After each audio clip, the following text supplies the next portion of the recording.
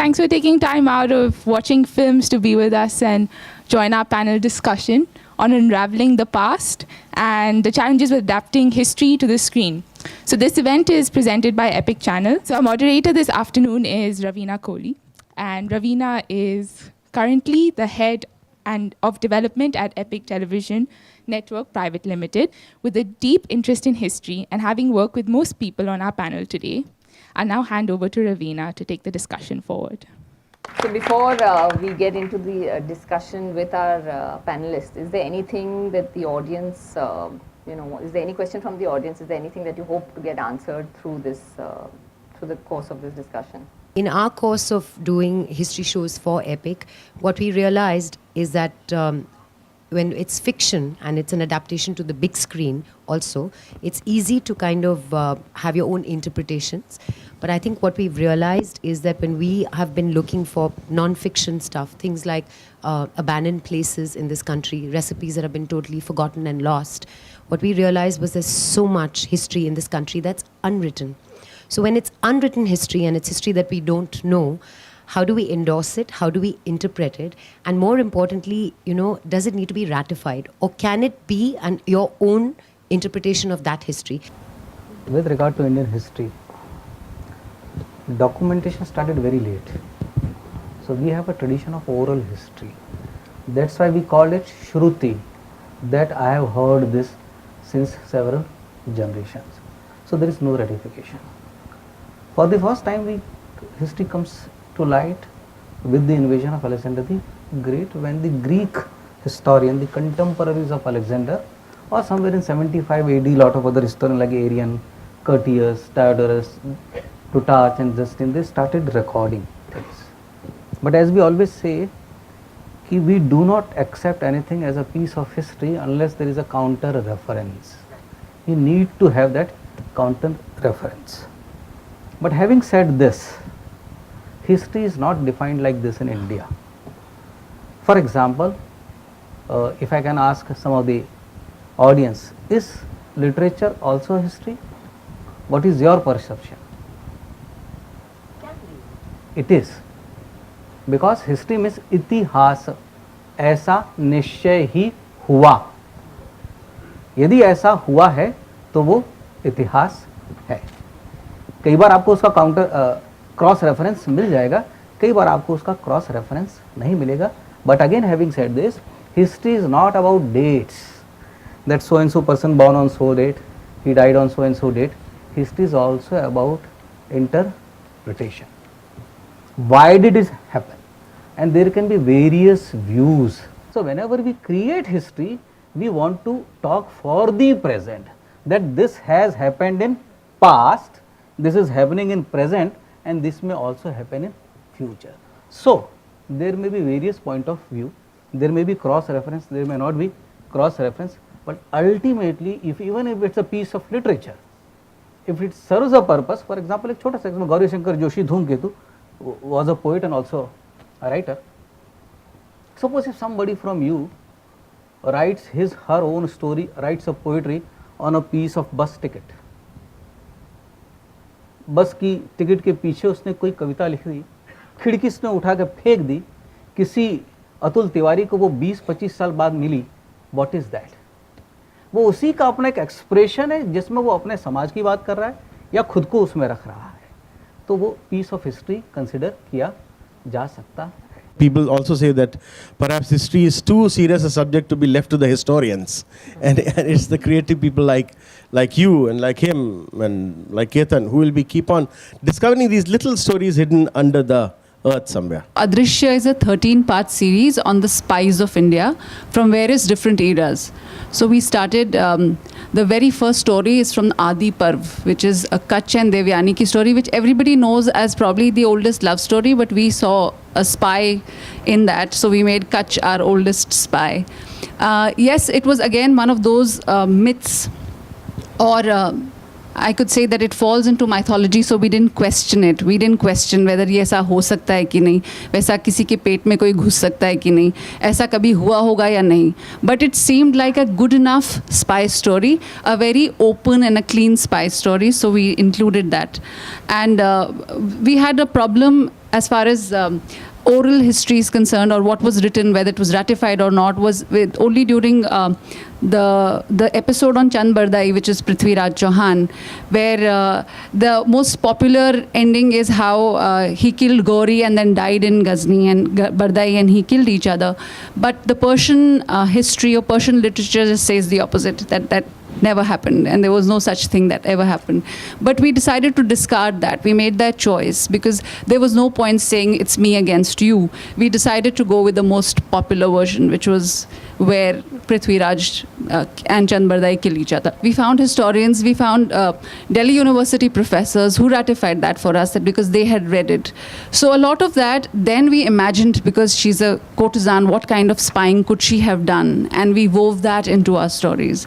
And that's how we made that episode. You'll be surprised to know that the entire Indian history is anchored on one finding.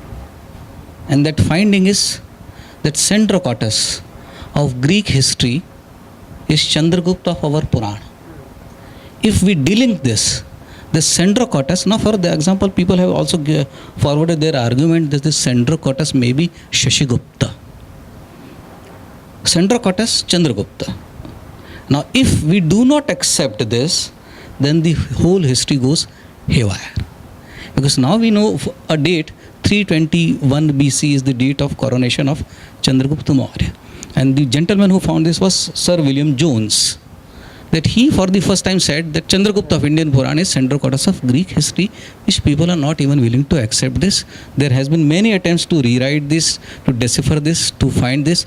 Maybe the history may be different. For example, when people did not know how to read the Brahmi script, the Ashokan pillar, which is there in Varanasi, few people thought that ये कोई गुप्त भाषा है of some treasure, किसी खजाने की कोई भाषा है, और जो हमारा लौह स्तंभ दिल्ली में है उसको लोग समझते थे ये भीम की लाठी है. These were the popular perception कि भीम इतना ऊंचा रहा होगा कि जब वो अपनी गाय चराने जाता होगा तो ये लाठी लेकर जाता होगा, और आपको सुन गाय क्यों चराने जाएगा. इसलिए कि वैदिक लिटरेचर में जो सबसे बड़ा उद्योग है वो दूसरों के पशुओं को चुराने का है. दुर्योधन भी दूसरों की वेल्थ जो चुराता है, अगर आप महाभारत में देखेंगे तो वो दूसरों की गायों को चुराने का है. सो ऐसे कई चीज़ें, जैसे अभी तक हमने Indus script, we have not deciphered the Indus script, probably the history will be different once we decipher the Indus script. So taking off from what you said about what people believed and what was later on proved to be the truth. History is very often contentious. It's controversial. There are varying viewpoints. It could be the stronger point of view of that time which prevails over some other thing that may be true. So how do you deal with that? How do you balance your perspectives? I've faced a brunt of it in a film I did called Mangal Pandey. Some of you have seen it. Just before the release, there were 80 court cases filed against the film all across India. For reasons as varied as how can you show Mangal Pandey drinking bhang, to how can you show Mangal Pandey going to a courtesan, how can you, why aren't you shooting at his birthplace? I mean, all that kind of a thing. So on one hand, we Indians are extremely careless about our history. On the other hand, we are morbidly possessive about it. It's a strange kind of a contradiction that we live with, We get very touchy about small little things. As a filmmaker, I believe that the entire human heritage, from the stories that were told 1,000 years ago to the lives of people that have lived on this planet, is entirely owned by me. The entire human history, culture, civilization is part of my heritage. Just as Shakespeare used the lives of so many kings and used it freely without any hindrance or any criticism, similarly, I have the right to use it as a raw material for my film. Because for me, these historical characters are not really individuals per se. They are vehicles for communicating ideas.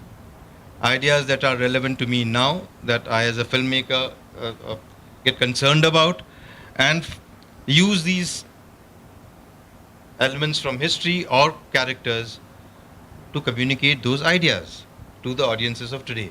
And that's the only relevance for it. Yes, I would like to be as authentic in terms of detailing the characters and their environments. Yes, all the research would be necessary to make that happen. But beyond that, I mean, for me, there's nothing sacrosanct about them. There is nothing which is taboo, as long as they are communicating the ideas that I'm trying to communicate at this point of time. If you're making a film on a lifetime, you are trying to compress as it is 60 years into less than 2 hours, you know, on an average, let's put it this way. You're making your choices anyway. What are the on what basis are those choices being made? Those choices are being made on what you are trying to communicate at this point of time. You know? I also feel that, you know, a choice that you make, a choice that I make about Prithviraj Chauhan or Kutch or Devyani, as opposed to a choice I make about modern Indian history, like something that happened with India and Pakistan, I have to be far more authentic with what affects our lives directly now. It doesn't matter what Prithviraj Chauhan really did at that time, but if I'm making something about India and Pakistan, if I'm making something about which is 40 years back, then I think one has to be really true, because it would affect our lives today. So I think it kind of, unless you I would don't debate say what really true means here, because there are perspectives to everything. Seriously, I mean, partition is seen from so many various perspectives all around. Each incident is seen from so many perspectives. And Mangal Pandey, a small incident which happened in Bengal. If you read the British versions of that thing, and if you read the Indian versions of the same incident, are just so extremely different. So it's basically what, if you put the contemporary artist in the center, in that case, all this debate becomes completely irrelevant, because you're holding that artist responsible for what he's saying now. There is something called written document. There is something called history silent here. As a creative person, I make use of my imagination where history is silent. Whenever I change the data, the record, that is called as distortion of history. Whenever we distort history, for example, now I'll be very upfront. Now we are watching Jodha Akbar every day. Now the historian questions the very existence of Jodha.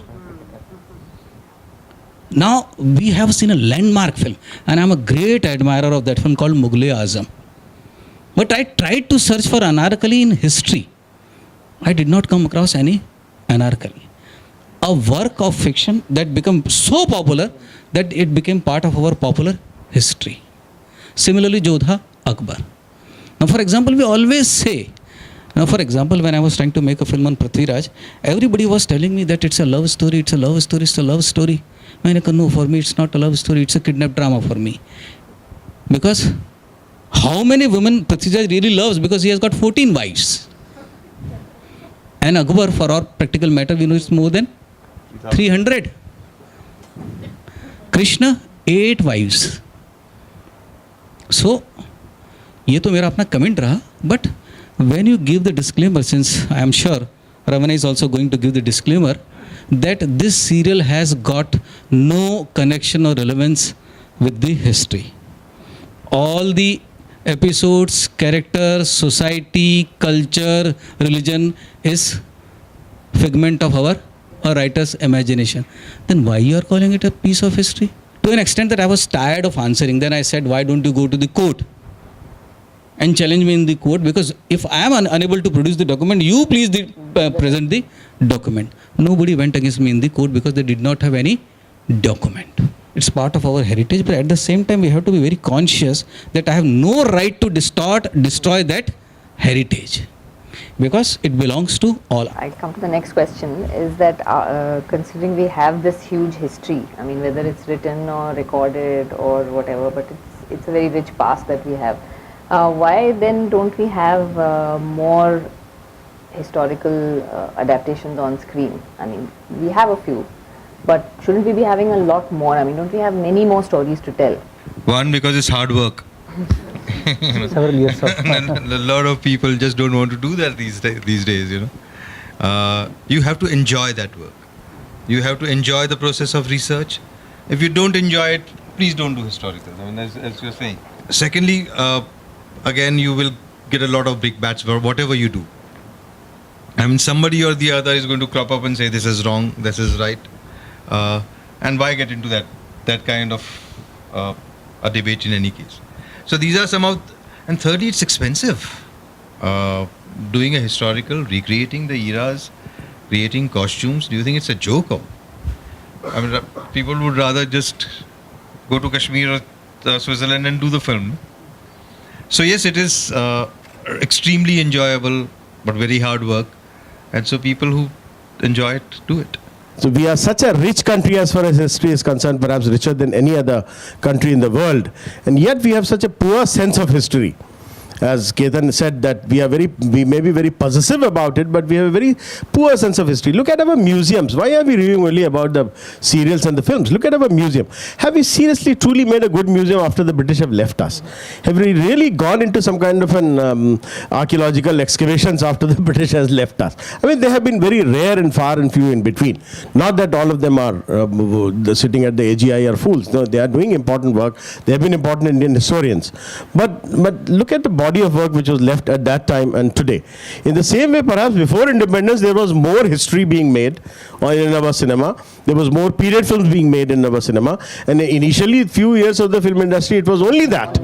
It's only now that since we have somehow lost the interest in our past, lost the interest in doing the hard work, as Ketan is saying, lost the interest in interesting retellings, and we are looking some kind of a ready-made formulas which can really be taken, the fashion can be taken from the Vogue and story can be taken from Hollywood, and we call it a great film and we go ahead and make that. So somehow, somewhere we have have this disconnect with our own selves, with our own past.